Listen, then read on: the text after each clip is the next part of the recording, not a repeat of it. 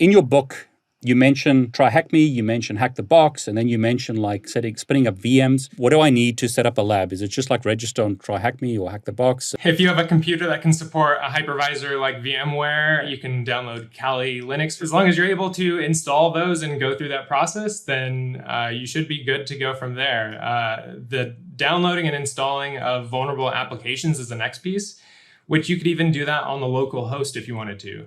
The other platforms that I mentioned, Hack the Box and Try Hack Me, I think those just make that part of the process one step easier. The way I intended it was for the reader to set up their own hacking lab. And again, just getting their hands on the keyboard from the beginning. Those other services do make it easy where, okay, you've learned from the side-by-side labs that I have in the book, and now you want to apply those skills elsewhere with maybe a bit less hand-holding or assistance. The reason I say that is because I created these labs out of a response to my experience with the OSCP, which the whole like try harder philosophy and everything. It really gives you a taste of the hacker mindset, including isolation and working things through on your own. And I wanted this to be a step beyond that. So it's not try harder. It's here's how you do it and here's how we can work through it together. So I wrote the labs to be more like, I'm right there with you. We're going to hack this thing together. I could run Kali on my laptop, download some tools, install them, and I'm ready to go. Is that right? That's right.